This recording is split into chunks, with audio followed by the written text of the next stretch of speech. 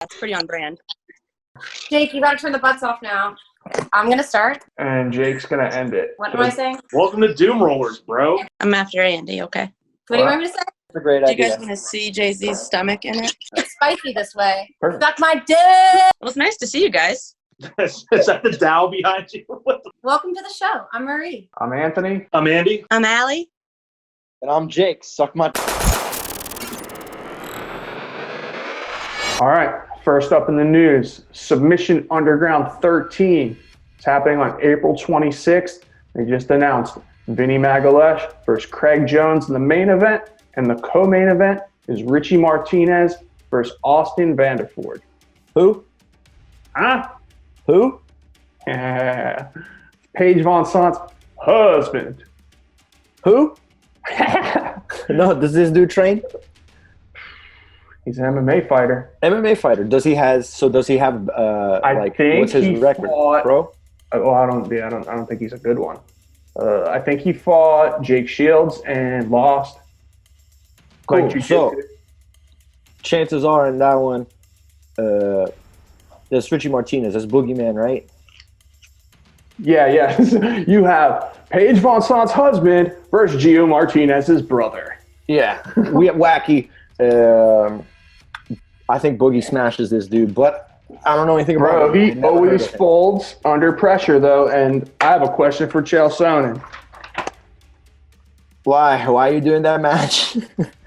Why are you doing that match? But Craig versus Vinny is gold, and then you just cover it in shit. yeah, the Craig versus Vinny match is dope. Yeah, man. I'm excited to at least see that one. Vinny, is really big on like leg locks don't work. Yep. He fought Gordon Ryan the one time and said he did it just to prove that leg locks don't work. Yep. Vinny is one of the hardest dudes to submit. I mean, you look all the way back with that armbar that Verdum had him in ADCC. Thing was like almost bent the whole way, almost. Even last ADCC, Dan Martinez had him in a heel hook, and Vinny didn't So care. it'll be very interesting, man. From one of the top finishers in the game, like Craig just be snatching everyone up. Yeah. Versus someone who seems to be like unfinishable. So I am actually really excited for this match, and I give my thumbs up to this one. Way to go! Great main event. It's a good main event. The rest of who knows. All right, second up, Gordon Ryan. Over the weekend, he bought his dad, Big Gord, a car, posted it on Instagram. Everyone's kind of liking it, loving it. Thoughts? Can't hate on that, man. Work hard, you make money, take care of the people who take care of you. Fucking congratulations, man. Fucking dope. I wish there was way cooler things for us to talk about than this, but can't be mad at the kid, man. For if there's one thing I think that he does, man, the kid puts his money where his mouth is, and it seems like now he puts his money where his dad's ass is or something, driving that whip. But I mean, good for him. Super sweet to get his dad a 2019 fully loaded car, because that 2017 fully loaded car was just for homeless people. Oh yeah, a big upgrade. But kidding aside, it's dope. It's cool. I think if you hate Gordon or like Gordon, love or hate, he takes care of his people, his family, his friends, his teammates. If you're close with him, he's down to ride with you, and that's cool.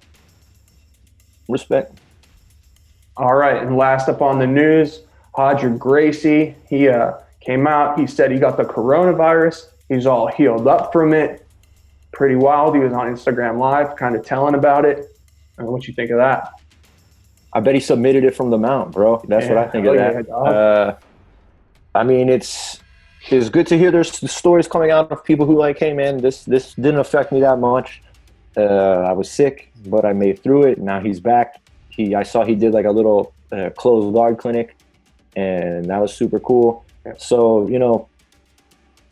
this is going to touch everyone. This is going to prove that it's touching everyone. Jiu-jitsu has been greatly affected, but it's awesome to see that Hodger's healthy and one of the greats, like easily crushed it. So yeah. Cool. But speaking of coronavirus, they announced today, at least, where we're at in Pennsylvania, the lockdown's getting pushed back another couple of weeks. It's been a month already. So what are you thinking there? Man, it's gonna be hard. It'll be interesting to see what jiu-jitsu looks like when we come back from this. Yeah. But jiu-jitsu is gonna come back for sure. It's gonna come back. And if anything, I think it's made everyone kind of look at leadership and you know, what kind of support their community is given, what kind of support their students have given, and everything will be cool. You know, I think you just got to do the right thing, the smart thing, and then we can all, you know, get back to making money and buying our dad's whips. Yo, Jake, what's going on with MMA? Fucking nothing. Nothing. But the guy who's never been punched got a special treat for us. Andy, take it away. This week, instead of doing a breakdown of some kind of an event that might end up getting canceled, I want to talk about one of my favorite MMA fighters, Tony Ferguson. Tony is just a ruthless, creative, and completely fearless fighter who will do things that are kind of unusual in fights that makes him the most exciting fighter to watch, I think, in MMA history. So, we've pulled a couple clips. I'm going to go through them. They're going to show the creativity and the violence of Tony Ferguson that I admire so much. When he has his opponent on the ropes, running from strikes and turning his back, he runs and gets the body lock, and then suplexes him, slamming him to the mat as hard as he can. In this clip, Tony is fighting the legendarily tough Yves Edwards. Edwards is going for a single leg takedown, and Tony is beginning to sprawl on him. Instead of going to the front headlock or going to the back, or even pushing Edwards' head to the ground to take better position, Tony actually attempts to omoplata using his entrapped leg. When Tony's opponent has the body lock and is threatening to take the back, Tony simply rolls through and attempts a knee bar. In this clip, Tony sprawls, takes the front headlock, and attempts the Darce. Tony's responsible for 25% of the Darce finishes in UFC history. Here, he locks it in and then uses his legs to entrap the far arm to get the finish.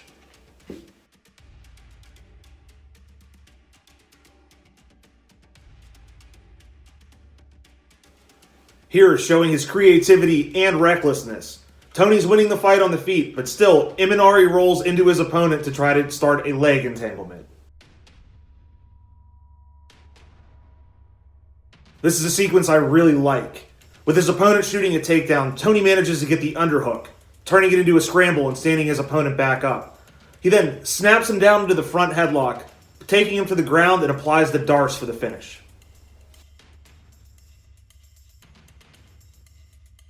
Here, showing even more options from the front headlock position, Tony simply moves to the back, gets both hooks in, and pulls his opponent down for the rear naked choke finish.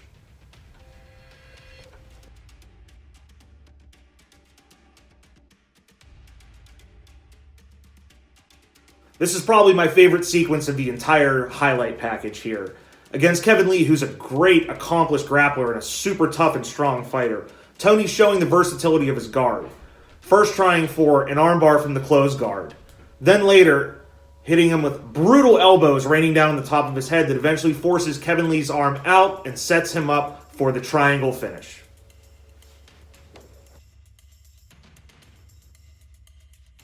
Tony is a tremendous action fighter with an incredibly impressive and effective guard in MMA. Every single fight that he's in is a complete barn burner. And if you're still on the fence about checking out some more of his highlights and looking into his career, maybe Anthony can post the shot of all the faces of his last opponents and how he's mangled them. Okay, guys, today we're going to meet one of the toughest purple belts coming up. If you've been to an IBJJF Open on the East Coast, you've seen him on the podium, Jose Diaz.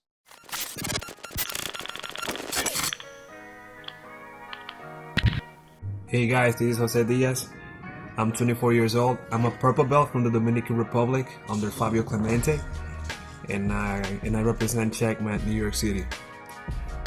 I started my competitive career 4 years ago, and since then I have won New York Open, Boston Open, Washington DC, Miami, Atlanta, and I have also a second place medal in the Pan American Championship as a blue belt. And I'm currently ranked number 23 in the IBJJF rankings as a purple belt. So I changed my game into a more aggressive one. So when I'm on top, I like to move a lot, Toriando, leg drags, knee cut. And when I'm on bottom, I like to play a lot of collar and sleeve and single leg X position. And it has worked for me. I've been able to get more submissions now, and I enjoy more my matches now. So I've always been a competitive person since a kid. No matter what I do, I was playing to win. Even if it was like basketball or ping pong, any like video games, I was playing to win, and I will get super upset if I lose. With jiu-jitsu, it wasn't any different. And when I was watching like my favorite grapplers such as Rodolfo Vieira, Leandro Lo, I will see how they feel after they win. And I told myself, I want to feel that. I want to be there. I want to know how it feels. So yeah, that's how it started. So I want to keep competing at the big stages like Worlds, Pans, and I want to be the first Dominican to win the Europeans, the first Dominican to win the Abu Dhabi World Pro. And I'm young, I'm 24, I have a lot of time. I'm gonna keep working hard to make it happen, and I know I'm on the right track with the right people by my side. So it's just a matter of time. I know I'm gonna do it.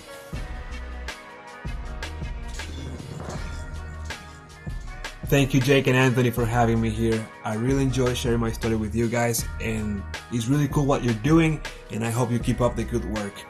I also want to thank my team, Team Fabio Clemente, Checkmate New York City, my professors, Fabio Clemente, Eduardo Capelluto, Pedro Fernandez, Sata Toscano, and all my teammates for killing me every single day to make me better. Shout outs to my sponsor, Fuji Sports, always bringing me the best gear around. And also shout outs to Colectivo Jiu-Jitsu and Básico BJJ. If you ever visit the Dominican Republic, those are the schools you should visit.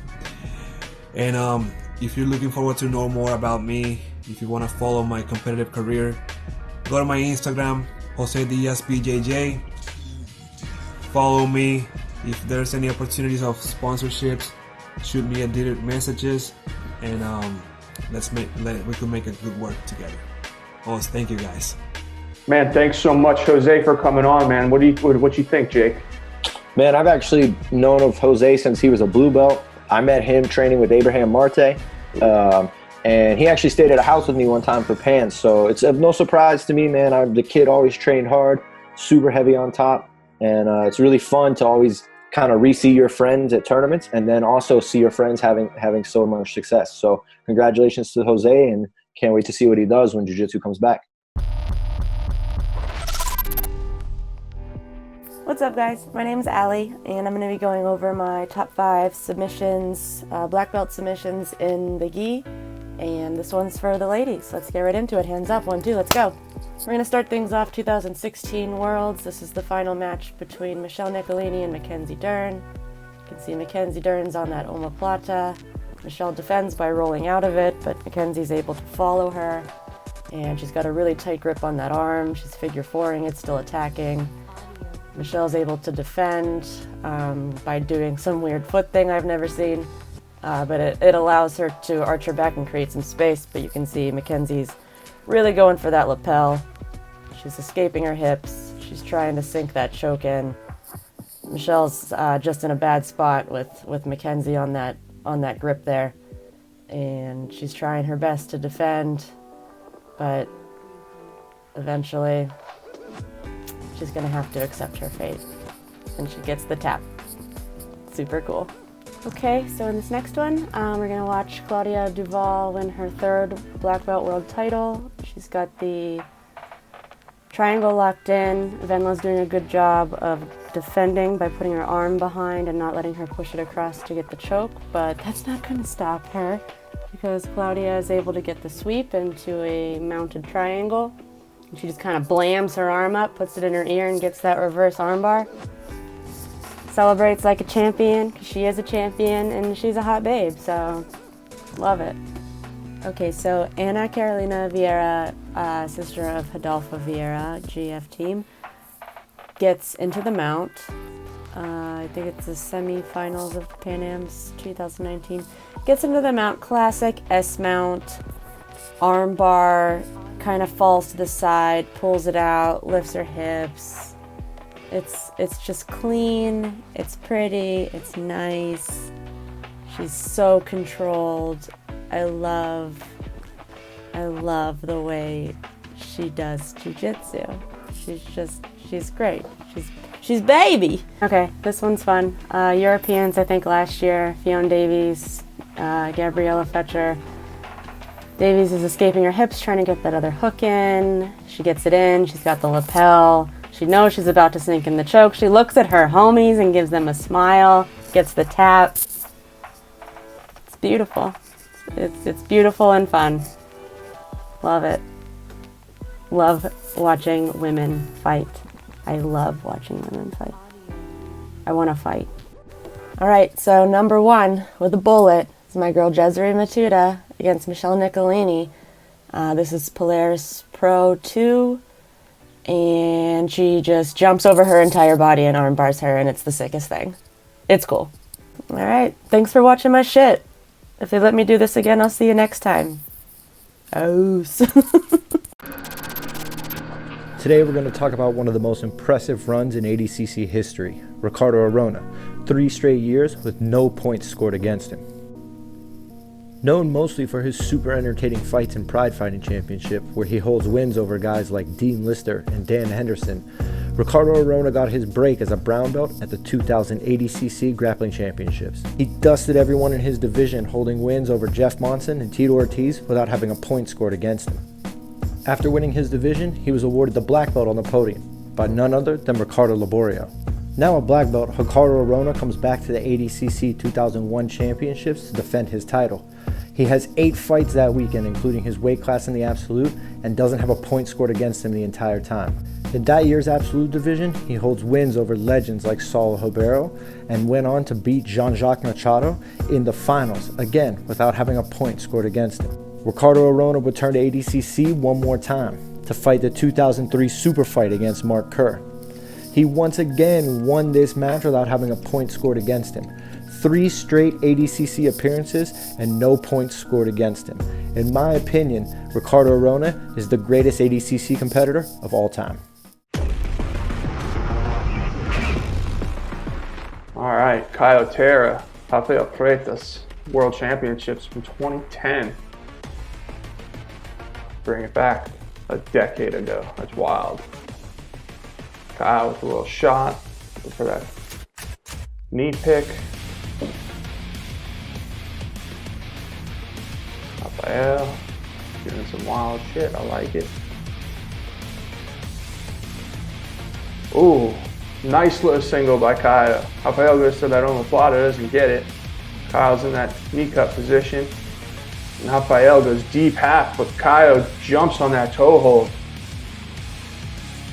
You always got to watch that when you're going deep half the weight or sweep your legs sticking out. Kyle takes that foot, saves himself from the sweep.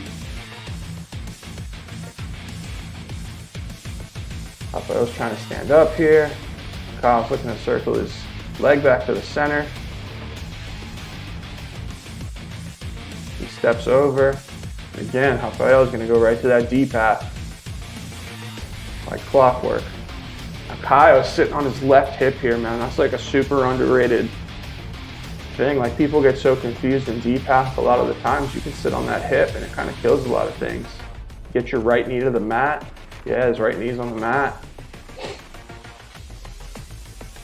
Rafael does have some room underneath there.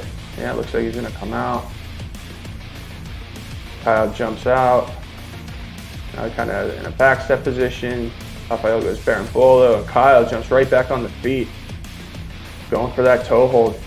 He pulls that other leg in. Right into a 50-50. So he has Rafael's left leg in 50-50. But he's pushing on a toe hold on his right foot. So he's got like a double attack. He's got like a 50-50 knee bar with a toe hold on the other side. He's rolling, boom. and he gets it. Dude, that was sick. He had 50-50 on one side with the knee bar behind his armpit, and then he was attacking the other foot. That shit fucking popped. That was cool. This week's interview, we got a beast, Pati Fontes. What would you be doing if you didn't do jiu-jitsu? If you know? Oh, well, I went to university for social communication. I'm a journalist, but because I couldn't want to work for us? Yeah, do you want to be heard by Doomrollers? We have no money, but we have a lot of free time. I was writing an article yesterday because we have the blog now, and it was so bad. It is so bad. I haven't wrote a sentence in years. You got to hire Patty Cat to be your ghostwriter. Yeah. Okay. It's about meeting Buchecha. That's what I was writing. Oh, cool. I know. He was my first roommate in America. When I first moved from Brazil here, we used to live like in an apartment, me, him, Lucas, and a group of checkmate guys. And I was on his room, but he hated me on the first week, and I hated him too. And we hated each other for months because of that. And then after, it's all gone, but like it wasn't a very good first impression living together. We knew each other forever, but like when you put two people different in the same room, it's rough start. Yeah. No, but yes, I was a journalist. I mean, I did school for that, but my job actually when I was in Brazil, I was a Portuguese teacher for foreigners. Wow. So I was very good at grammar, like Portuguese grammar and stuff. And I've always been a teacher because I started teaching ballet really young, and then I taught some Portuguese, and then I came here to jiu-jitsu. So my whole life I've been teaching. Another thing I like is plants, and I am trying to keep them alive, but I'm not very good at this. They're dying. I got dying. They're dying. I already got some potting mix, indoor, outdoor. I got a new pot.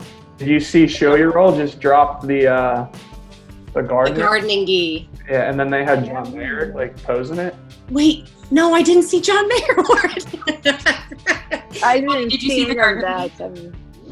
Okay, it's a gi, and it has pockets at the top, pockets on the side, pockets on the bottom. The pants have pockets on them. It's for all. Great to break your friend's fingers. It's insane. It's just for gardening. It's not for training. It's just for gardening. Oh, it's for gardening, I guess. You put all your little tools in there. Oh, I get it. That's cool. I mean, anyways, I'm not going to be wearing one of these, but I want to get these done by the weekend, changing the potting mix on my plants and getting a whole new balcony, Good. Your authentic self, or as authentic as you can be on the internet. I was talking to Jake about that the other day. And I was like, man, some people are just trying so hard right now and it comes off as so corny. And Jake's like, you don't think people think you're corny? And I was like, but I'm just being me. And he was like, yeah, well, and I was like, you're right. We should all just be ourselves. And I'm corny. Let us be our corny selves. So. Yes, I mean, I don't know. I try, I made a page for adults. It's called OnlyFans too. And it's trying to exactly break down my Instagram because I've seen that so many kids on Instagram and all my jiu-jitsu people and my family and I've always posted everything I wanted. I'm like, okay, I think I'm posting something there. She's too hot to handle. The gram. She's too hot for the gram right now. So you got to figure out her OnlyFans. Yes, and then I set up this thing. I think it's nice. I was at Instagram gives you the statistics too. I had 81% guys. So I was like, oh, I think not that I think that just guys would appreciate, and I just no. But yeah, but I think it's I'm appreciate.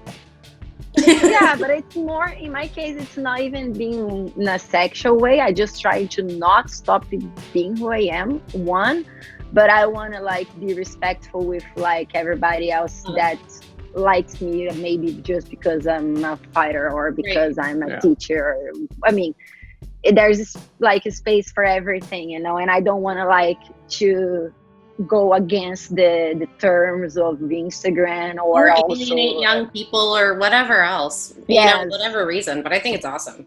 Yes, and then I try to do this aside and let's see how it goes. I don't know. We've been in quarantine for a month. We've been locked down. I think everyone's been thinking about different things that they wish they could have been doing or want to be doing. Is there anything that you've been thinking about, you know, that you want to do when this is over? I think when it's over, I want to train a little more wrestling with my students. Yeah, I have like trained wrestling in a long time, and I think like for my future goals and things that I want, I think I need to train a little more wrestling, and I have like a lot of good people to help me with it. I just need actually to get my ass there. Yeah, well, you're a wrestler. Sure. We know you're a wrestler down in your core. That's who you are. Yeah, but I need to just like, go back to it and get faster on my feet and things like that, you know? Yeah. So we know that you've won like everything at black belt in no gi, but I know it's really important for you to win a world title in the gi. Has that focus kind of changed at all? Because you took quite a bit of time off to come back after your surgery, and I know that was your focus. Now everything's kind of on its head. Have your goals changed at all? Maybe. I mean, I still wanted to win the world as a black belt, something I want to try to do, but my knee is not like that good yet, and it's weird how like even after a month of quarantine, like, and just doing good exercise and stuff, not doing jiu-jitsu, I still feel pain every time I do some jiu-jitsu something, you know. And so I don't know how long it's gonna take me for the recover, but I think like I want to use it like when I come back. He asked, it was the first question. I think when I come back, I want to invest a lot of my no-gi still, you know, because I want to do the ADCC, you know, like in the end of the like the story, pretty much I am mostly a no-gi fighter, you know. Even like I train most of the time, most of the year in a gi. I know. My results are like definitely so much better in the no-gi, and I like it. So, and I think I have a good style to fight ADCC, you know. And I heard they're gonna have a lighter division for females now next year.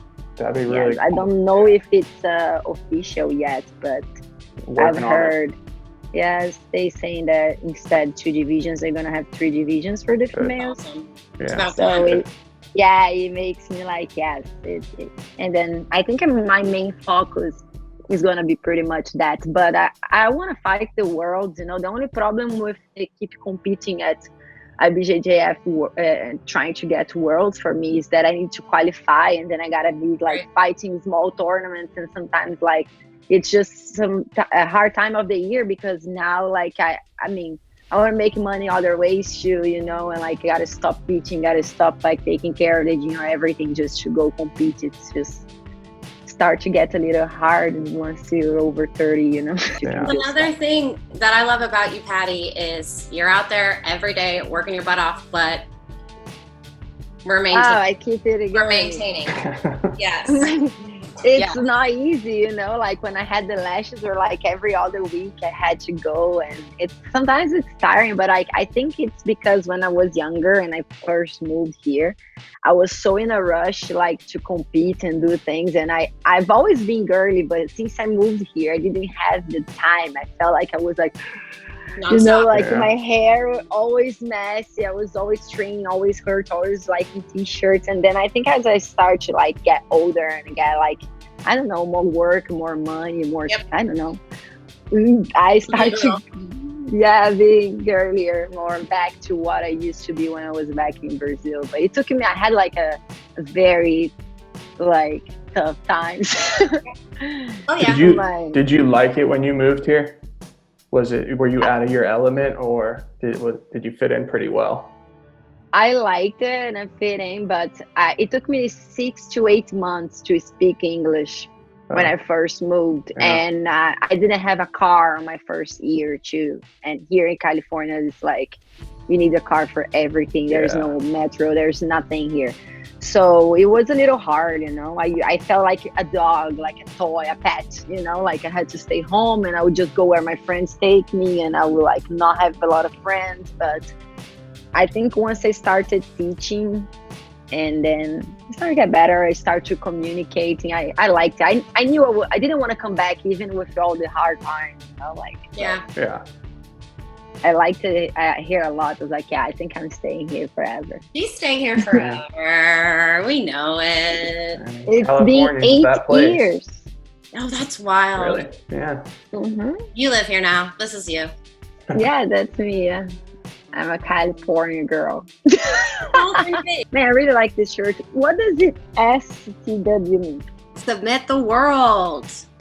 Oh, yeah, that's true. Submit Doomrollers. Yeah. Cool shirt, Patty. You know I got Patty Cat stickers everywhere, so Those are cool. I like those. we love a Patty Cat Yeah, sticker. I'm gonna make some with like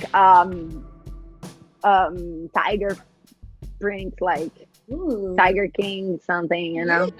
Patty big cats. Ooh, that's Patty Cats and Kittens. Okay. Patty big cats. Oh, Patty's big Patty Cat Rescue. Okay. Patty cat rescue. Big Patty Cat Rescue. Okay. Here we go. I'll send you one, don't worry. Did this. Do you have any shout outs? You want to say anything? You're welcome to it. Sponsors. Okay, sponsors, of course. You want to drop, Gotta say it. want to drop your code? You want to drop your link? Oh my no, it's just like it's on my Instagram. She wants you to buy some CBD. She's got a code. She wants you to check in with her OnlyFans. Mm-hmm. What On else? my Instagram. I want you to buy a Moyagi. Buy Moyagi with a Hello Kitty on it. You know I have that. Yes, and stay ready to buy my big Patty Cat Rescue shirt. Patty Cat Rescue. Thanks, Patty, for coming on. Thanks, everyone, for watching. Make sure you guys go subscribe on our YouTube. Again, I'm Anthony. I'm Jake. Hit those subscribe buttons and don't forget, roll forever. Forever free.